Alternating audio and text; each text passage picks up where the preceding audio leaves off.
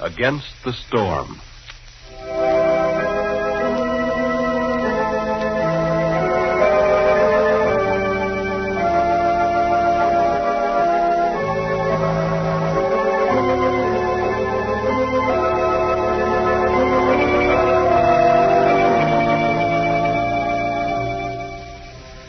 What real sense would there be in telling Chris now, Siri?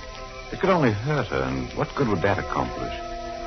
As far as the boy is concerned, he'll have a world and a life of his own, quite apart and quite complete. For Phillip Cameron in Hawthorne, and for Pascal Tyler in Arizona, a letter from Lucretia Hale has profound importance today.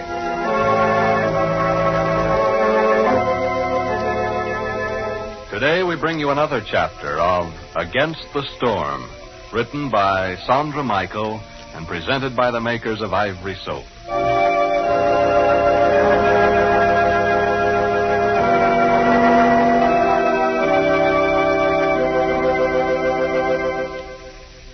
You know, I sometimes wonder just where and when the first cake of Ivory Soap came on the market. Well, I suppose I could find out, but I'd rather use my imagination. I like to think of the first cake of Ivory Soap being launched, you know, like a ship. Yeah, I can see a big public ceremony with a beautiful lady standing there releasing a cake of ivory into a dishpan and saying, "I christen thee Ivory in the name of soft, smooth hands." Of course, that's not really what happened. Ivory didn't start out life as a dishwashing soap. It was first introduced as a fine complexion soap 61 long years ago. But you ladies are smart. You saw Ivory was pure. You could tell from the way it helped your complexion stay smooth and fresh. And you saw how economical Ivory was. So you put two and two together and plop, into the dishpan, that big white cake of Ivory went. And sure enough, it worked. Ivory's purity and gentleness helped your hands stay soft and smooth in spite of daily dishwashing. And here's where you ladies were extra smart. When you discovered Ivory for dishwashing, you didn't say, "Well, this Ivory soap's certainly easy on my hands. I must remember to use it every other Thursday to help my hands stay nice." Now, you realize that you ought to use Ivory faithfully in the dishpan every single time you wash dishes. And, of course, friends, that's absolutely true. You can't go switching back and forth to strong soaps for your dishes and expect your hands to look their best. Well, think what would happen if you slipped up and used a strong soap on your complexion sometimes. And really, it's a pleasure to use Ivory faithfully for dishes for the sake of your pocketbook, too, isn't it? Yeah, you can give your hands this gentle protection for less than a penny a day. So won't you be kind to your hands all the time? Get some thrifty, large-size cakes of Ivory soap today. Use this pure soap for all your dishwashing.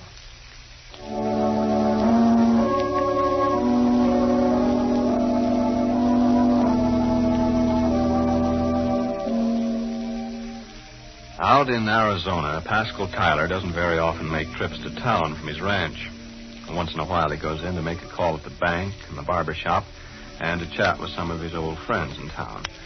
Usually on such occasions he makes a stop at the post office down at the corner of Main and Buffalo Street, just on the off chance that some mail might have come in since the carrier left earlier in the day.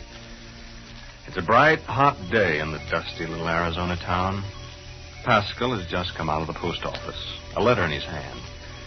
It's a letter with a Long Island postmark, a letter from Lucretia Hale. He certainly meant to wait till he was far away from this friendly public thoroughfare before he so much as opened the letter. But he's forgotten all about waiting. He tears the letter open, and right there in the bright sunlight of Main Street between the post office door and the Elite Cafe, Pascal reads his letter. Pascal's oldest friend, unobserved, watches him with a smile from the edge of the sidewalk.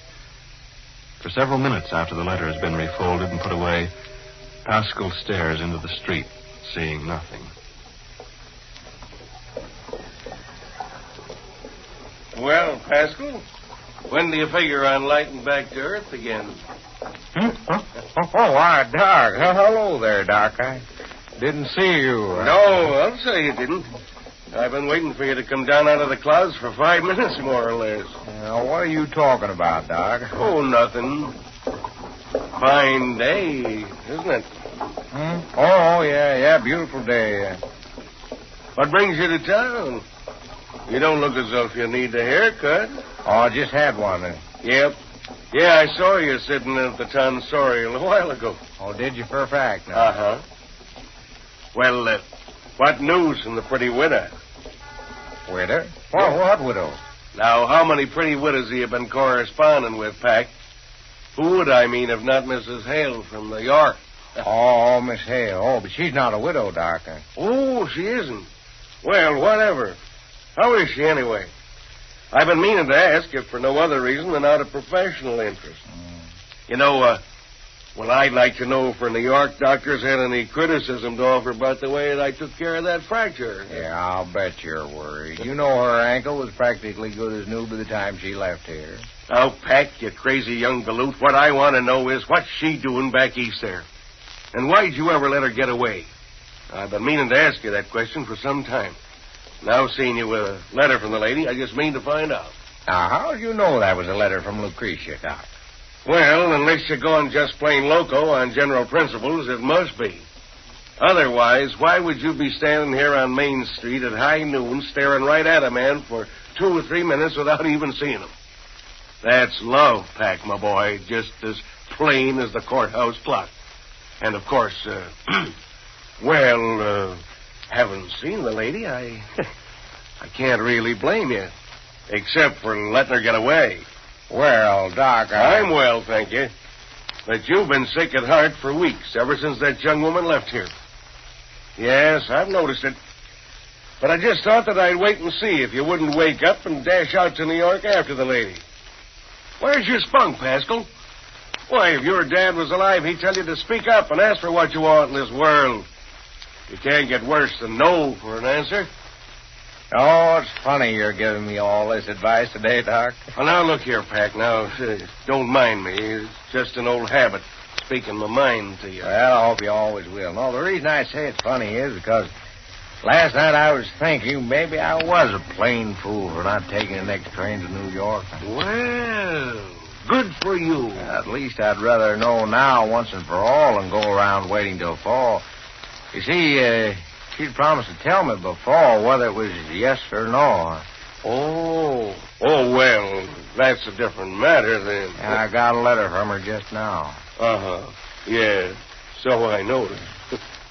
I don't know how to believe it, Doc. I stand here and I look at Main Street and the Plateau Theater over there and the sweet shop and Joe's bar and the boys hanging around Kennedy's Market there. I see the cars lined up along the street, all gray with dust. And down there at the end of Main, there's the prairie and the sky coming right down onto the ground there. Yeah, so blue and haze. All looks the same as it always has ever since I can remember. Ever since I just sat in your waiting room over there holding my mother's hand, scared to death because you were going to vaccinate. Oh, it's just the same and completely different. The whole world is different. It's kind of going around in big circles, Doc, and I'm standing in the middle trying to hold on. Well, in the name of all the states of the Union, Pack, what the dickens was in that letter? Doc, she says she's made up her mind. She's going to marry me.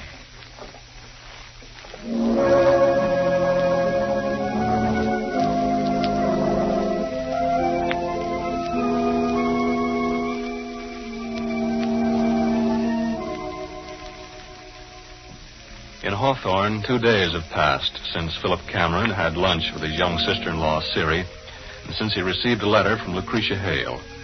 Today, as if in response to his unspoken wish that he could talk with her again, Siri Allen has called at his office to see him. I happened to be down this way, Phil, so I thought I'd stop in. Well, I'm darn glad you did. Sit down here, not so far away. Oh, okay, thank you. I've been wanting to talk to you, Siri, ever since the other day. Well, I've been thinking about everything you told me that day. I haven't thought about much else, as a matter of fact. Oh, I'm sorry. I probably never should have told you. I'd rather know the truth, so that's all right. But, Phil, I can't tell you what to do. I really can't. The whole thing is beyond me.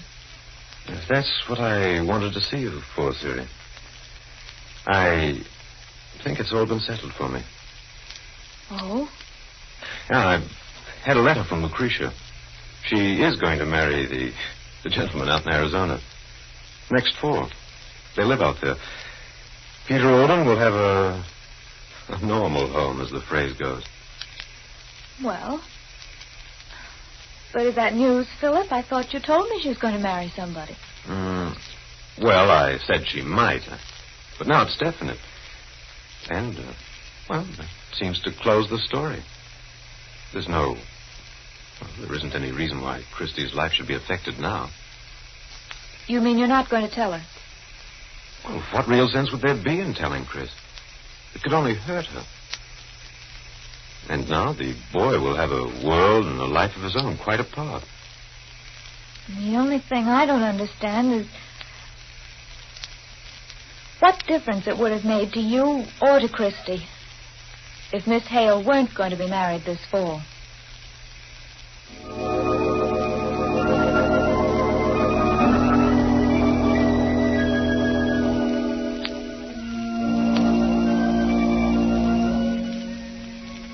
Phillip had thought of that question a good many times before Siri had asked. Why Lucretia's marriage could decide his own problem, he didn't really know. Or if he knew, in his heart, he hadn't acknowledged it to himself. Now that Siri looked at him with her direct, inquiring gaze, the answer formed itself unmistakably in his mind.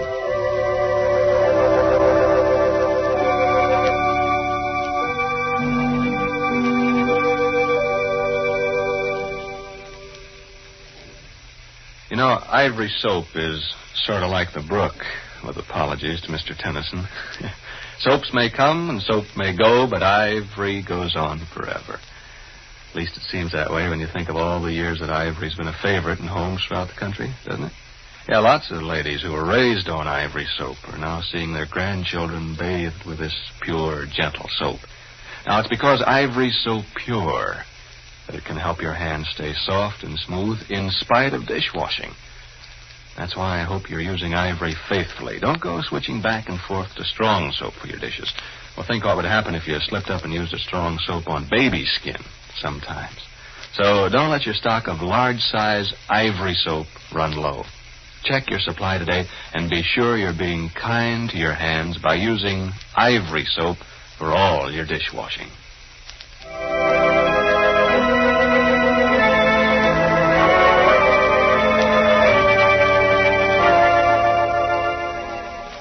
Dear Lucretia, thank you very much for your letter. First of all, may I wish you and your future husband... Dear Lucretia, today your letter arrived. Tonight I rode out to the place where you and I stood looking down the Gold Valley on a moonlit night. And out there tonight I told you all the things I don't know how to say on paper.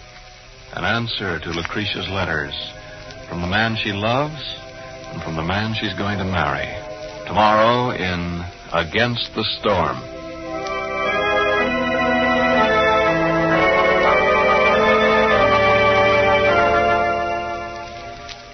This is Ralph Edwards saying good day for the makers of Ivory Soap and Ivory Flakes. Ivory Flakes are ivory soap in quick dissolving flake form. So if you use that big blue box of Ivory Flakes for dishwashing, you give your hands the protection of the same famous ivory purity you get in ivory soap. 99 and 44 100% pure. It floats.